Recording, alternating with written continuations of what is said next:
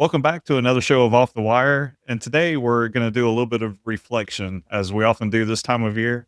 Tanner and I, we've reflected on the past episodes, and we're going to talk about things that we have implemented at our organization. And this is just really a good time for everyone to kind of reflect and also, be thankful for the things you've accomplished and what you've been blessed with. Yeah, we don't always take I don't think we take enough time to just really look back on accomplishments. That's something we have tried to do or try to do a better job of, but we talk a lot about, to the listeners that, we're doing this podcast helps us, right? As we're looking up these topics, doing research, it's helping us. And we thought it'd be kind of cool, to basically look back on our episodes and figure out, hey, what are what are the actual things we have taken back and put into place?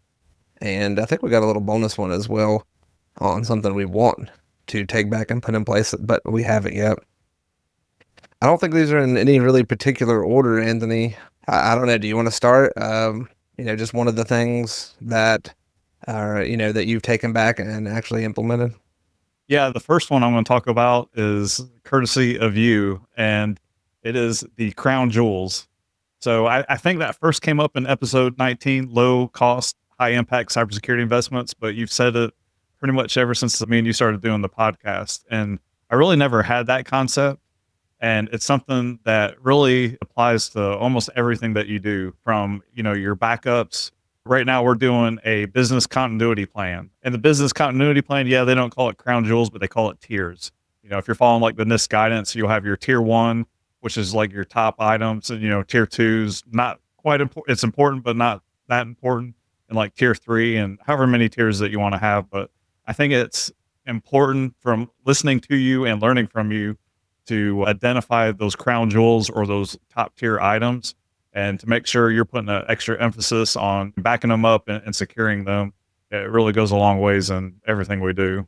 Okay, well, it's actually kind of similar, but the first one I identified was from our episode. So, and as we mentioned these episodes, just saying, if you want to go back and actually get a lot more about that particular episode, we're going to try to say the names of each one. But in our Zero Trust episode, it was called Building a Secure Network with the Zero Trust Blueprint. That is something that we have kind of fully implemented. And it kind of goes right along with what you were talking about with tiers.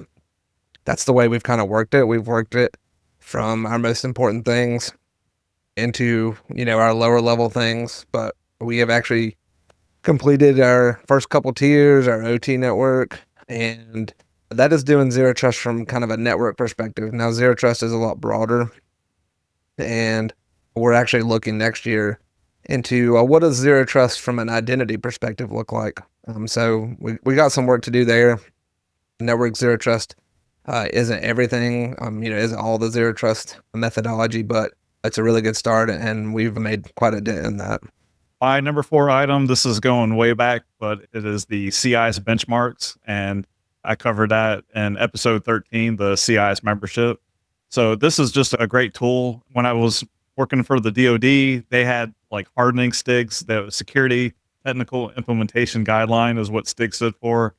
And I didn't know that there was a civilian version, and CIS provides that.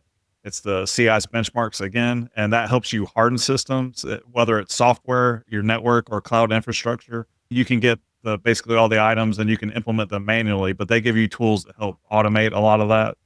With the cloud stuff, I do believe that you have to manually go through, but if you're wanting to harden Server 2025 or Windows 11, you can either use group policy or you can use the Intune. They've got some templates that you can use to implement that. Like we've hardened a lot of systems, but there's a lot of systems that we have not hardened.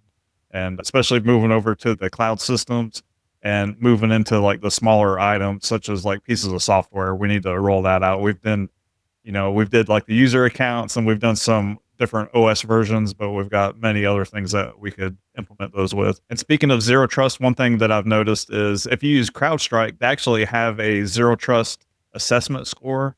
And if you're using the CIS benchmarks, it'll actually raise that score quite a bit. When we first rolled out, like with the Windows 11 CIS benchmarks, they have their own score. We did an evaluation on our like current setup with Windows 11, and it was like a score of like a 20 something. Maybe it was like a 25 or somewhere around there. And after we rolled out the CI's benchmarks, and we had to take a few things off just because they cause a conflict with some of the way we do things. But after everything's said and done, we've got a score over a 90. And also, like I said, you look over in CrowdStrike and that zero trust assessment score, and those are all pretty high as well. So it helps with that. So what's your number 4, Tanner? Yeah. So number 4 for me was from an episode. It's actually quite a bit. It's been quite a while since we've done this one, but it was from the episode Talent Tetris, Finding, Hiring, and Keeping the Pieces for a Perfect Team. Underrated episode, I think, because as IT people, I think we often think of technology solutions to everything, and sometimes it's a people solution. So for us, we kind of had a little segment on retention strategies. Some of the things that we've been doing is being extremely flexible, like over the top flexible. We have quite a few young families, and when you have young families, you got kids. Obviously, they get sick randomly. Sometimes they have to, they go to the doctor kind of unexpectedly. So we're trying to just be over the top flexible. We also got folks that don't have kids and that are doing things in their own lives, right? And we had someone that was training for an event, for a race, and so we we basically did a temporary adjustment on the schedule so that they could, do some training at different times during the day. So, and also, and we kind of mentioned in that segment as well, about developing your younger employees, and something that we've been trying to do in that regard is giving employees, younger employees, newer employees, we're giving them kind of more of the reins on certain projects. So I think I've talked about it on the podcast, but we recently did an email protection software, and we did an evaluation, and we actually let this person kind of do the evaluation, do demos, come to us with a PowerPoint of the pros and cons of each one. Of course, we looked over that and had some insight and oversight into that. But it was, kind of let them kind of own it. And then when we went live, they kind of owned all the policies we put in place. And they're the one kind of the, subject matter expert first call on that. And, in times whenever you maybe don't have a promotion available, giving people, a little more value in other ways is pretty beneficial. Again, if you haven't listened to that episode, I think it's underrated. I think we don't focus enough on the human aspect of IT. Yeah, empowering your employees can definitely, help them mentally a lot and make them feel more valued. So that's great that you're doing that. The third item for me is communicating with leadership. And to check out more on that, it's episode 36, IT Strategic Tech Planning. So I thought I was doing a great job communicating with leadership. And I quickly learned after, working with Tanner on that episode, doing the research, that I had a lot of growing to do. One thing I took away from it is I used to do the same presentation for the CEO and the senior staff at the co-op and also the board. And now I've switched that up. For the board of directors, I have a completely different presentation. And it basically aligns more with what they want to see at the co-op versus the CEO and the VPs at our co-op. Another thing that I took away from that is really just kind of put yourself in the shoes of the people you're presenting. That'll help you be a better presenter. Like if I'm talking to the board of directors, we have several of them that are farmers. If I talk about email phishing, do they know what phishing means? Like they think you're out there catching some bass. Just explain those simple items. So like it may seem silly to you, but we all work in it day in and day out, and explaining those items, doing analogies like troubleshooting the vehicle not starting, or just any other, and just basically trying to simplify things so where people can understand you. So we are in this day in and day out, and we understand when we're communicating with each other, technical people, but when you're communicating with non-technical people, you need to take a step back and kind of think from their shoes what they want to hear and how they would understand things. Yeah, I learned a lot, honestly, from the research on that. When we actually did a survey and asked those leaders, what they thought and what they were, what kind of technologies they were looking at, that was just really eye-opening. So if you haven't heard that one and you're listening now, go back and recap that one. It's really, really good. So I want to actually throw it back, Anthony. I don't know if I told you I was going to do this, but I'm going to throw it back to one that you guys actually did before I joined the show. Even before I joined the show, I was actually a listener of the show. I love the idea of a podcast, especially in our space. It was really not another option. And so when Anthony started it, I was listening to every episode.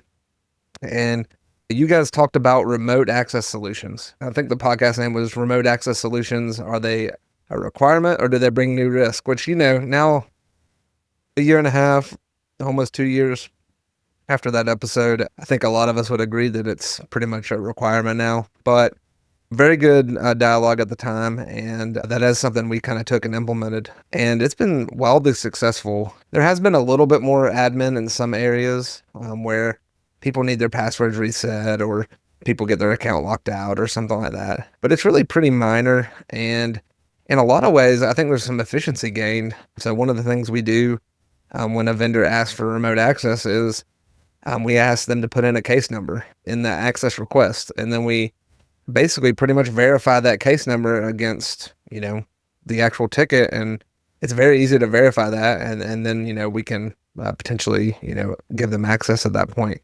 So it's actually in some ways made it a little easier on us. In some ways, obviously there's a little bit extra to it, but I think overall it's a much more secure way. We ideally would like vendors not having to get into our network ever. But in the cases where they do have to, having a secure way where we can track that and we can log that and make that like a, multi-factor, multi-approval process is really, really good. Yeah. One thing that I would just suggest, just thinking of this, because we still have issues even today. I think it's definitely a successful rollout. And you would think that our vendors would have better documentation, but a lot of them, it's like they can't find wherever the documentation is how to get into our co-op's network. And so in our notes, we have a quick snippet, that we can send out to each vendor, and it kind of gives them their specific URL and the information on how to access it. But yeah, definitely think it makes our network much more secure than, people just having tunnels into our network. Yeah, and I'm not gonna lie, for the most part, the vendors do really, really well. We have a couple vendors that kind of struggle, and we try to help them as much as we can, but we've created a guide now, and if someone asks, we just send them the PDF of the guide. It's in the guide, about, requesting a new password or something like that. So we have kind of taken a little tougher tone just because there's a few of their employees that have a tougher time. Most of them are fine and we never hear from them. So for those that do have a tougher time, we're a little more stern than we used to be. I'll tell you something a little funny. I'm not going to dime out the vendor, but the vendor that we have that has the most issues actually uses it themselves. More really? issues than all of the other vendors probably. Yeah, Anyways, that's funny. And I get it. You got a new employee or you got, I can see, but sometimes it's, someone that's been there a while. So it's tough to feel too bad when you've given them instructions 3 or 4 times. All right. Well, Anthony, let's take a quick break before we go through our last 3. As we always mention, we just want to thank you guys as listeners for listening to the show. I mean, I think this is a perfect episode because it shows that we do the show, 1, for you, and 2, for ourselves too. We learn a lot and we take things back, and we hope you guys are doing the same as you listen. This is really partly your show, and we want to do the things that make sense to you, that you're interested in. So if you do have any ideas for us, let us know. We'd love to do an episode on an idea you have. In fact, one of our most popular episodes came from that very place. And we want to grow the show with you. So share the show when you can. Share it with people that you know may not be listeners or just friends or anyone that's a colleague that you think could use some of the information that we share. So, all right, Anthony, let's get back to it. I guess I don't know. You want to kick it off? You want me to kick it off? let's see what you got for number 2. I'm interested. Okay. All right. So number 2, this one is, I thought it was funny. We at least have one podcast episode that we both pulled from. So I also pulled from low cost, high impact cybersecurity investments. That was a great episode. Another underrated episode, I think. A couple things we have implemented from that. Asset management. So we've actually implemented an open source asset management. So completely free, keep track of your assets, which is a really big part of CIS. It's really just in general a good cybersecurity practice. Also, we've implemented regular updates and patching through another piece of software, even for our servers. Other than a few exceptions, we're now updating those all automatically. It's not that we weren't doing it before, but now it's automatic. So that's, if we forget or it happens to be a holiday or whatever, it's still getting done. In that episode, it was mentioned about having email security products. We've implemented that, and that patching product and the email security product, and even the EDR that I want to mention here in a minute, they've all been really reasonable. So these are not highly expensive stuff, even for an environment our size. It's not been very expensive. It's in fact, it was like we got the quotes back and we were like, oh, we thought that would be more. How often does that happen, right? But email security product, which has been very useful to us, not only from just stopping, kind of unwanted email, spam email, but also the other day I used it for troubleshooting. So we had a vendor and they were supposed to be sending alerts, and I didn't know which users were signed up for alerts and which weren't. So I just searched by the alert, and then I saw every single person who it was delivered to, so I knew which ones were signed up. Worked out really, really well. Wasn't even its primary purpose. And then we've done an EDR upgrade too. And that's, not that our old EDR was bad per se, but I think it was just a little behind the times. So with the new EDR upgrade, we've actually had a little incident with a particular computer. It picked it up right away. We wiped the computer, no problems there. So a lot of things. We've actually taken about 4 things from that episode and implemented them. So if you haven't listened to that one, again, highly recommend going back and giving it a listen.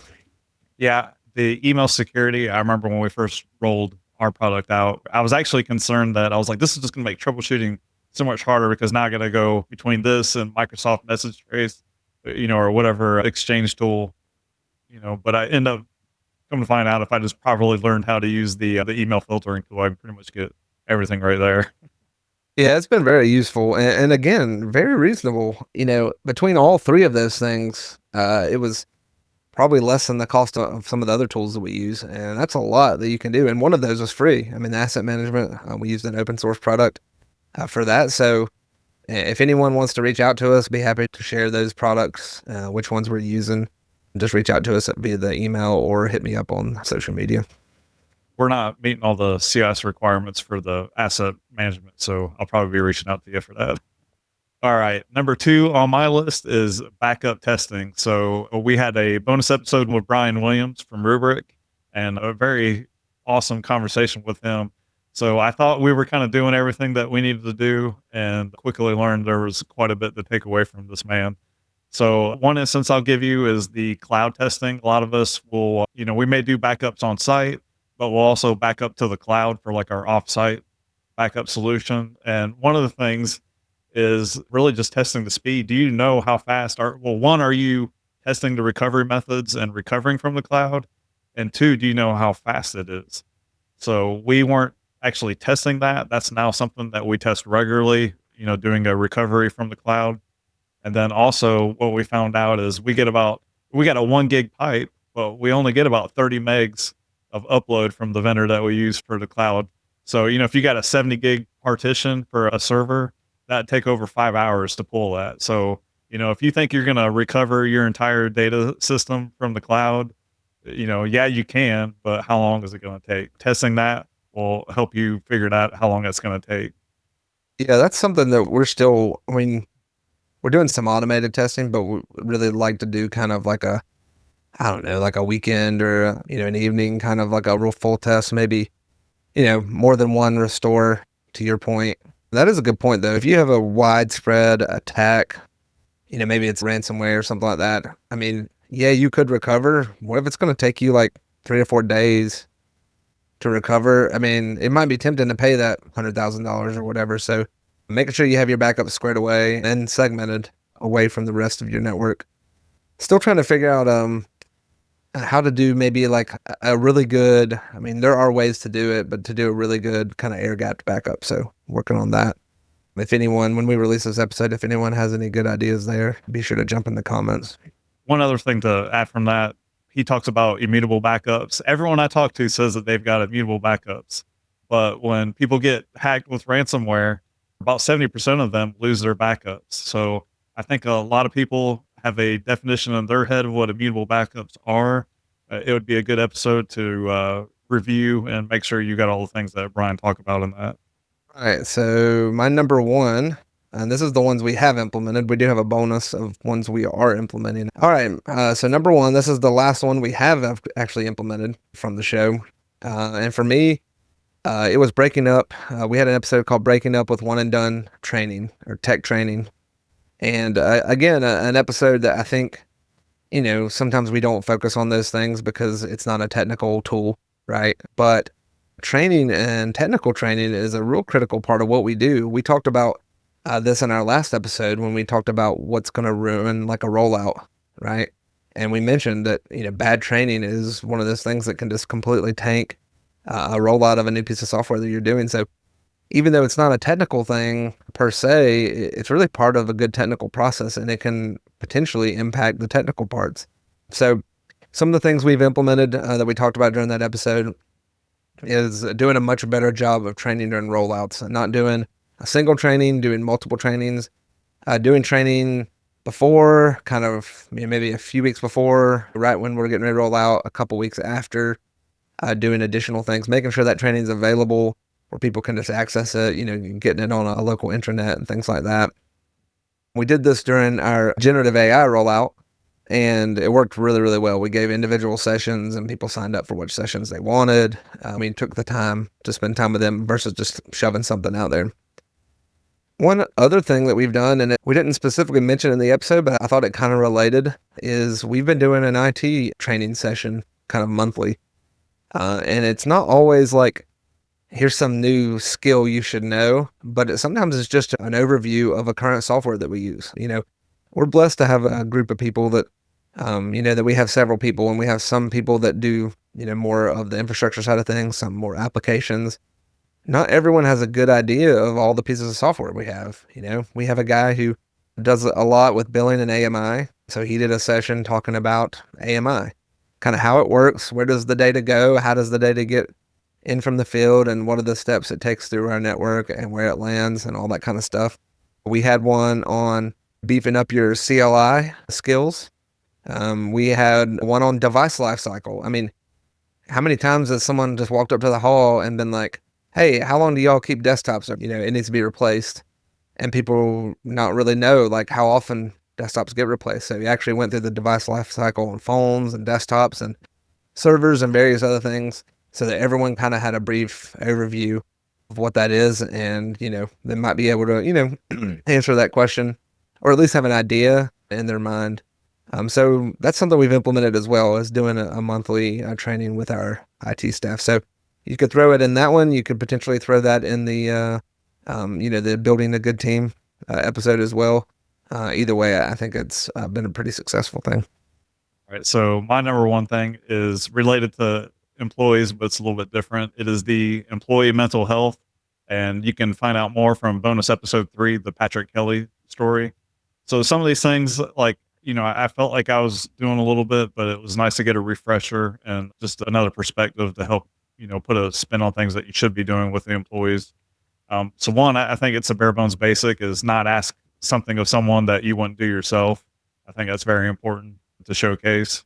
Another thing is make sure your employees are taking time off. I know that seems silly, and I've seen it in several organizations where they've got a person where they're the only person that does that job. And, when they go on vacation, they get phone calls or they get emails or texts that they got to respond to. Now, are we perfect? Do we completely eliminate this? I would say, no, we don't, but we do our best to do it. And I think we are pretty successful at this, especially the last couple of years. If, your employees are taking vacation, they shouldn't be signed on to Teams. You shouldn't be texting them for little things. It should be time off, getting a breather from the company and, getting to relax themselves. The other item I want to cover from this episode is, being calm during a major event. And this is something where I'll go back to the CrowdStrike. We had the bonus episode 2 when I talked about CrowdStrike, where we got the blue screen of death on like 70 to 80% of our servers and workstations. I could have freaked out and panicked during, our 3 a.m. call or 4 a.m. call, whatever it was. And that would have made my folks start to panic and freak out. But, we took it slow and methodical up front, and that made everyone just kind of slow their roll, make sure we're doing our due diligence before we go and make major changes. So that's something, people are going to look to their leaders and they're going to react how they react. So it's very important to be calm during a major event. I do need to work on that on everyday things, everyday little things. Sometimes I do get a little sporadic and I need to tone that down quite a bit. But when something major hits the fan, I do try to be calm. And I think I do a pretty good job showcasing that. The last item on this from that episode is a good leader goes to employees. I'm not gonna lie, this is something I need to work on. But he mentioned, the people that are underneath you, they're out there executing your orders, doing the work for you.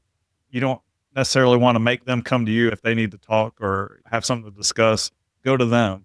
And I do think that's something that, as a good leader, you should do. And that's something I need to work towards. Yeah. And that's a good one. I need to go back and listen to that episode as well. He specifically talked about cybersecurity folks, but I think really it can be IT in general. Something you mentioned, and I would kind of classify it as having bench strength, right? If you think about a team, basketball team, football team, whatever, they're when someone gets hurt or maybe someone gets tired, like someone else needs to come in, and you need to make sure you have that. You don't want to set someone up, like you mentioned, in a situation where they're the only one that knows that. And we had a few of those as well. And we're trying to basically get rid of those because, the last thing I want to do is send someone on vacation knowing that, that they're going to have to answer calls or answer emails. Something I've kind of, I don't know if heard this or come up with it. But I tell those folks that we don't want to plan for you to work on vacation. If it happens because of some incident, then it happens, but we don't want to plan it that way from the beginning. So, and I've kind of gone at it with that mindset.